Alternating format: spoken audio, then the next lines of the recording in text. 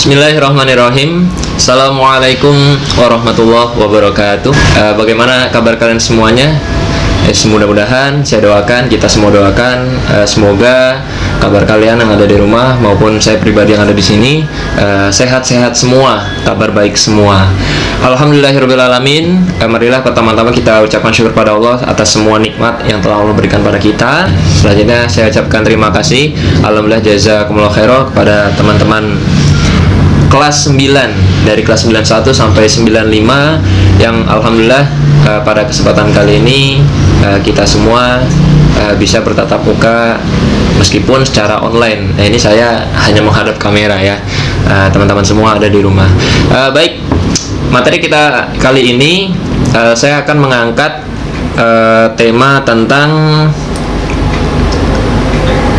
meningkatkan motivasi belajar, yang mana beberapa waktu yang lalu saya membuat form tentang kejenuhan belajar, yang di situ ya kita sudah sama-sama ketahui kondisi sekarang di Indonesia COVID-19 semakin merebak, sehingga sudah berapa lama ini kalian belajar rumah? Sudah 7 bulan kurang lebih, dari bulan Maret, April, Mei, Juni, Juli, Agustus, dan sekarang September ya.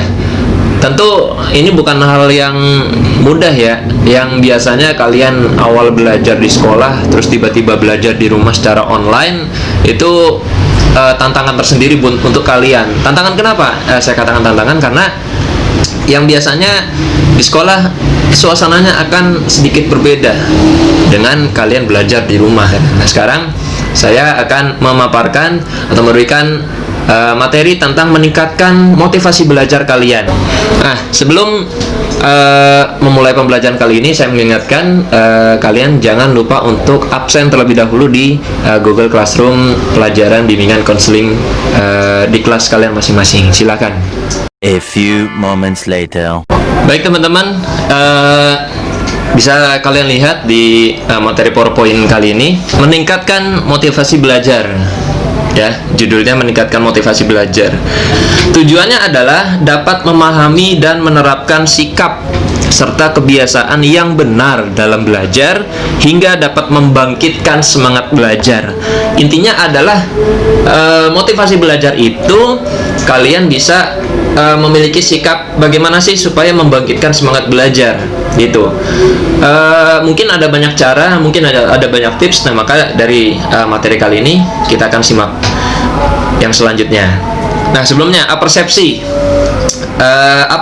Apersepsi itu adalah menyatukan persepsi kita, menyatukan pendapat kita tentang motivasi belajar kali ini. Nah, setiap siswa memiliki kemampuan yang berbeda-beda. Begitu juga cara untuk membangkitkan semangat dalam belajarnya. Banyak siswa yang memiliki motivasi belajar dengan menggunakan berbagai teknik untuk memotivasi pribadinya sendiri. Namun, ada pula sejumlah siswa-siswi yang baru akan termotivasi jika ada orang yang melakukan usaha-usaha khusus baginya. Ya. Nah, bagaimana caranya membangkitkan semangat dalam belajar? Banyak faktor yang mempengaruhinya, baik faktor internal maupun eksternal. Ya, karena memang ya kita tahu bahwa cara dari kita itu masing-masing akan berbeda-beda. Ya, mungkin si A dia akan semangat belajar kalau dari faktor internal, atau ada juga si B bisa semangat belajar dari faktor eksternal gitu. Nah, adapun internal dan eksternal ini selanjutnya akan kita bahas. Motivasi belajar. Oke. Next. Pengertian. Motivasi sangat diperlukan dalam mencapai suatu tujuan.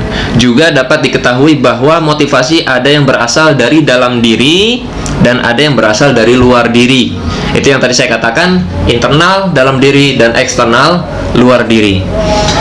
Motivasi yang berasal dari dalam diri antara lain adanya kemauan yang kuat, usaha yang gigih, niat dan keyakinan yang kuat untuk mencapai apa yang dicita-citakannya, disertai doa dan ibadah yang rajin. Itu internal.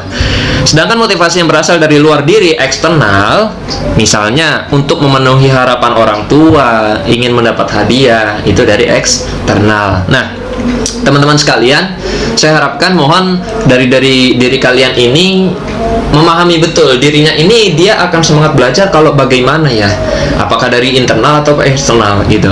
Misalkan dari internal, yang tadi saya katakan kemauan yang kuat, usaha yang gigih. Jadi dari semangat itu, dan terutama adalah dari niat itu yang terpenting ya, keyakinan. Karena kalau didasari dalam dirinya sudah mungkin niatnya berkurang, maka itu tidak akan tercapai begitu. Nah, di samping itu juga ada kemauan yang kuat untuk mencapai apa yang dicita-citakan. Kalian sekarang sudah kelas 9, tentu dari sekarang, nggak nanti nunggu Pak, nanti aja nunggu SMA atau SMK, enggak.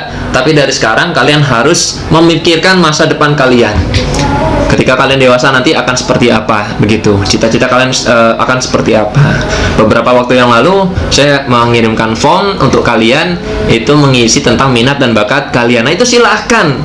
Banyak sekali saya tuh mengapresiasi sekali, banyak yang pengen jadi pengusaha, banyak yang jadi dokter, TNI, Polri dan lain sebagainya. Ini saya mengapresiasi, dan tidak lupa untuk disertai dengan doa dan ibadah yang rajin ya. Apalagi kalian yang masih tinggal dengan orang tua, di situ minta mohon doa restu dengan orang tuanya, ibadah yang rajin, sholat 5 waktunya ditertibkan, itu yang terpenting juga.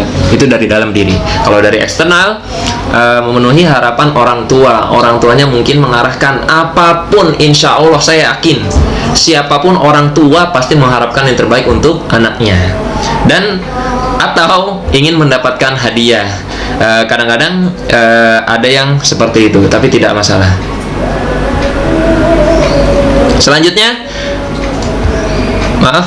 Selanjutnya motivasi belajar adalah keseluruhan daya penggerak baik dari dalam diri maupun luar diri siswa yang menjamin kelangsungan dan memberikan arah pada kegiatan belajar sehingga tujuan belajar tercapai.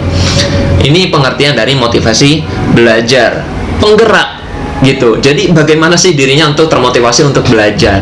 Sekiranya apa yang kamu suka, belajar itu saya yakin ada beberapa mapel yang di situ mungkin ada yang disukai ataupun yang kurang disukai. Tapi saya harapkan kalian sebisa mungkin, usaha mungkin, carilah motivasi belajar kalian itu bagaimana supaya mapel itu kalian sukai gitu. Itu yang dimaksud dengan motivasi belajar. Ciri-ciri siswa yang mempunyai motivasi belajar. Ciri-cirinya. Yang pertama, tekun. Tekun itu rajin. Rajin itu lawan kata dari malas. Nah, kalau orang yang sudah termotivasi untuk belajar, maka salah satu ciri-cirinya adalah dia tekun belajar dan tidak malas. Yang kedua adalah ulet. Ulet itu kuat. Dirinya itu tidak mudah menyerah, tidak mudah putus asa. Jadi itu yang namanya ulet gitu ya. Terus selanjutnya minat yang tinggi. Kalau yang pertama tadi ulet, dia tidak mudah menyerah, itu berarti ketika dia mengerjakan soal salah satunya, kemudian kok ada soal yang mungkin jawabannya susah difahami, maka karena dia mempunyai minat yang tinggi, kemudian ulet, maka dia akan bertanya kepada temannya atau bahkan nanya ke gurunya. Itu berarti dia tidak mudah putus asa gitu. Nah, ini berarti yang punya motivasi belajar. Yang selanjutnya mandiri. Mandiri itu dia dia tidak bergantung pada orang lain. Itu artinya dia pokoknya teguh pada kepribadiannya, teguh pada dirinya sendiri, tidak bergantung pada orang lain. Senang memecahkan soal-soal latihan. Bahkan dia cenderung memiliki rasa penasaran. Meskipun soal tersebut belum dibahas oleh guru, tapi dia coba melihat di LKS barangkali terus ada jumpain soal, wah penasaran nih. Akhirnya dia mencoba memecahkan soal-soal latihan. Nah, ini biasanya terutama mata pelajaran di situ mungkin cenderung sulit untuk kalian. Nah, ini kalau sudah termotivasi untuk belajar, salah satunya adalah senang untuk memecahkan soal-soal latihan. Yang selanjutnya faktor-faktor yang harus diperhatikan dalam meningkatkan motivasi belajar. Yang pertama, setiap usaha belajar perlu ditetapkan niat dan tujuan yang jelas. Kembali lagi niat ya. Yang selanjutnya, merencanakan kegiatan belajar sebaik-baiknya. Merencanakan waktunya diatur, waktunya belajar ya untuk belajar, waktunya istirahat silahkan untuk istirahat, jangan malah sebaliknya gitu ya. Nah, ini direncanakan kegiatannya, terutama kedisiplinan kalian masing-masing. Waktunya jam 7.30 barangkali untuk belajar, maka kalian segera memulai pelajaran, dibuka Google Classroom-nya. Pelajaran apa hari ini? Ada tugas atau tidak? Ada PR atau tidak? Ini silakan kalian rencanakan sebaik-baiknya. Kemudian memahami setiap hambatan yang dihadapi dalam belajar. Kamu punya hambatan apa sih selama BDR, selama belajar di rumah? Apakah masalah kuota? Apakah masalah handphone? Itu semua bisa dihadapi.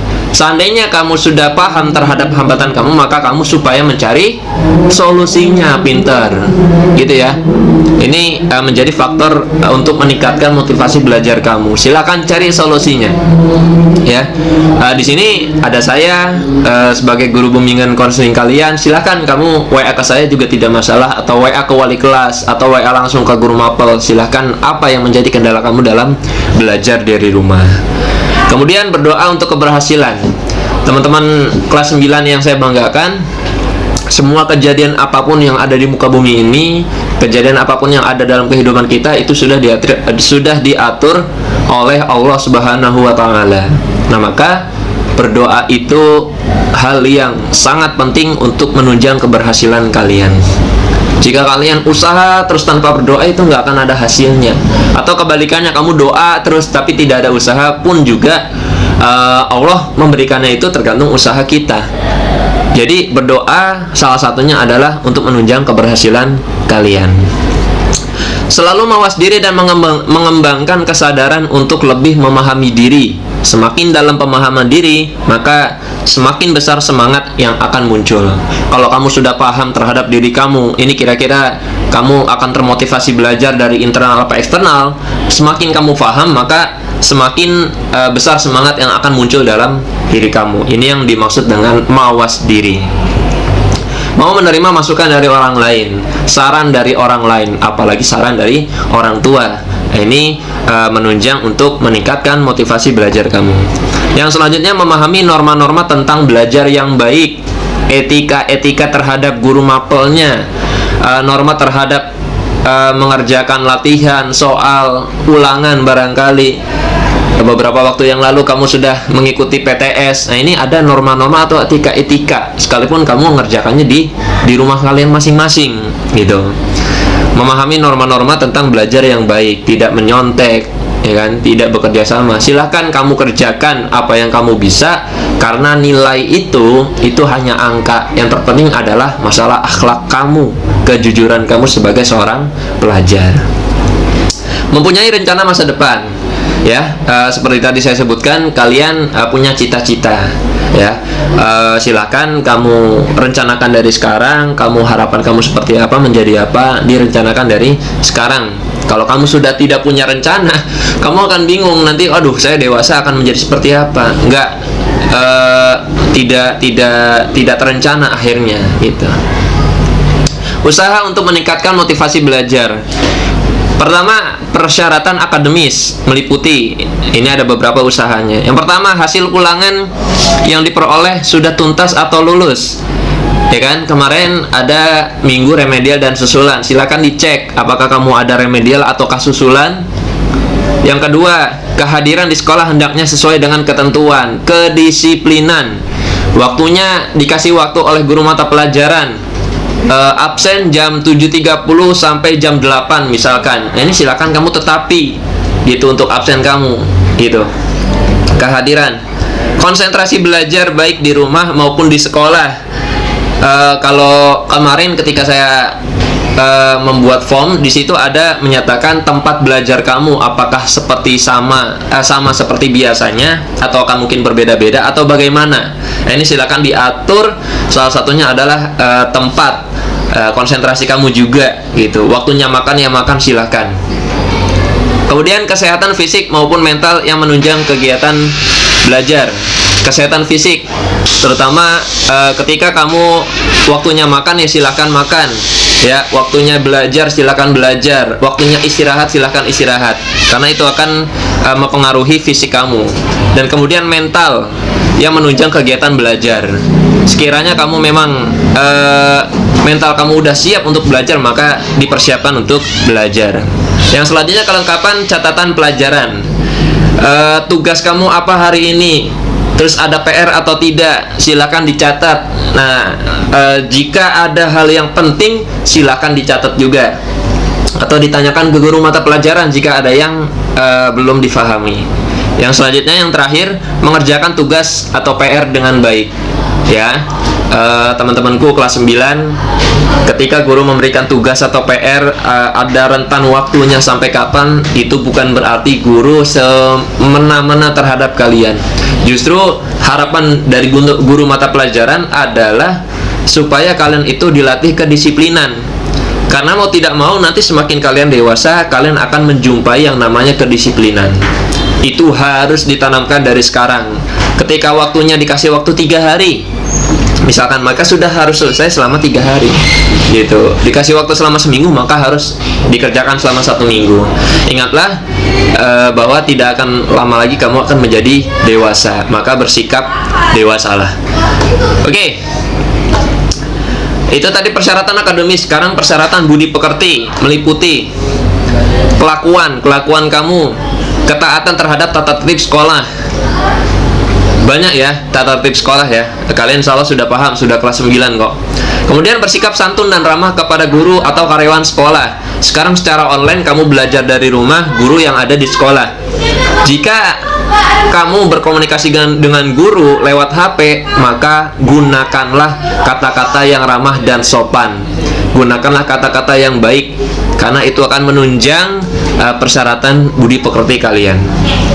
Menjalin hubungan baik dengan teman sebaya, ya, dengan teman sebaya, dengan teman sekelas kamu, ya.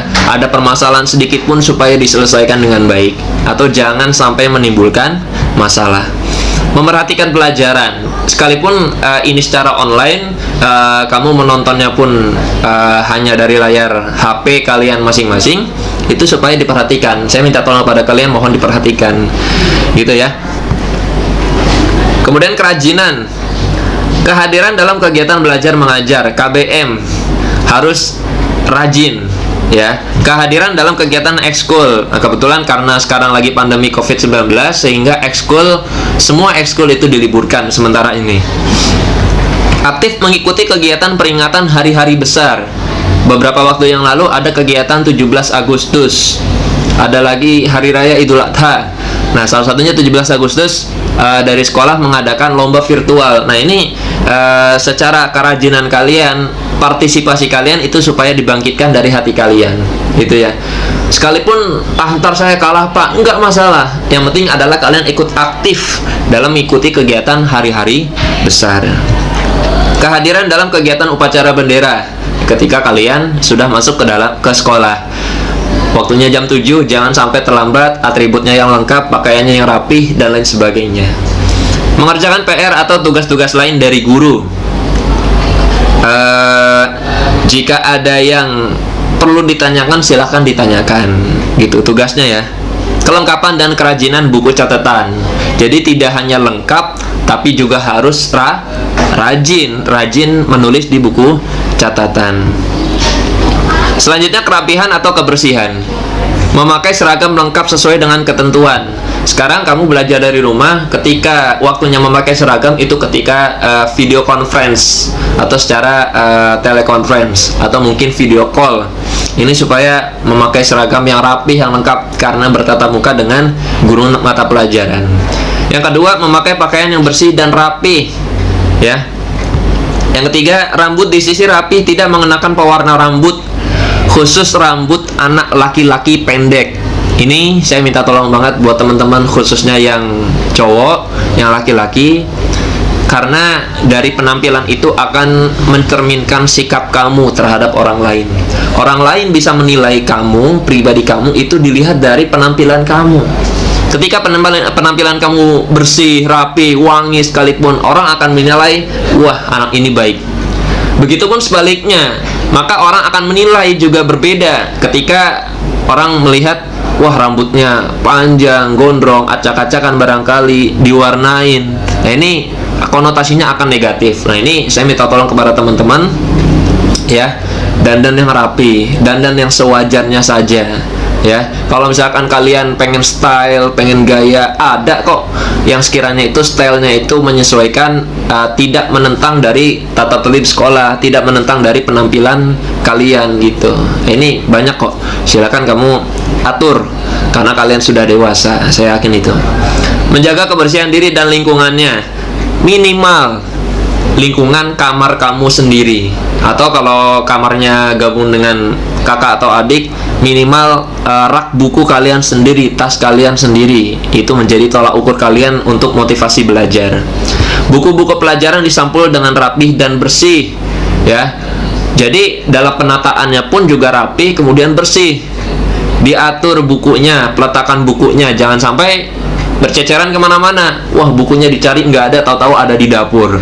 Dicari nggak ada, tahu-tahu ada di kamar mandi ya, dan lain sebagainya. Ini jangan sampai terjadi, saya harapkan. Membuang sampah di tempatnya, ini hal yang sepele tetapi itu menjadi tolak ukur kalian, masalah kedisiplinan. Ketika kamu memegang sampah, jangan seenaknya membuang sampah di jalan, di kamar, di manapun yang bukan pada tempatnya. Carilah dulu, bahkan dikantongin dulu, silahkan dipegang dulu sampahnya. Ketika ketemu tempat sampah baru dibuang. Itu menjadi tolak ukur kalian. Oke, saya kira cukup sekian. Alhamdulillah, jazakumullah khairan. Itu tadi materi PowerPoint sudah selesai. Untuk membahas kesimpulannya, sekali lagi teman-teman, tujuan materi ini adalah untuk memahami dan menerapkan sikap kebiasaan yang benar dalam belajar. Intinya tuh itu, untuk membangkitkan semangat belajar ya. Kesimpulan hari ini untuk materi hari ini seperti itu. Adapun pengertiannya tadi di sini sudah dibahas yang bawah, yaitu keseluruhan daya penggerak baik dalam diri maupun luar diri siswa untuk menjamin kelangsungan memberikan arahan pada kegiatan belajar. Supaya apa? Supaya tujuan belajarnya tercapai ya. Oke, sekian kesimpulan dari saya. Silakan nanti di minggu depan akan ada tugas, yaitu membuat kesimpulan dari materi pembelajaran ini. Nanti sampai ketemu lagi di minggu depan. Terima kasih, alhamdulillah, jazakumullah khairan atas perhatian semua teman-teman semua. Semoga kita doakan pandemi ini segera berakhir, dan semoga kita semua bisa bertemu kembali di sekolah tercinta di SMP Bani Taqwa. Baik, alhamdulillah, jazakumullah khairan. Assalamualaikum warahmatullahi wabarakatuh.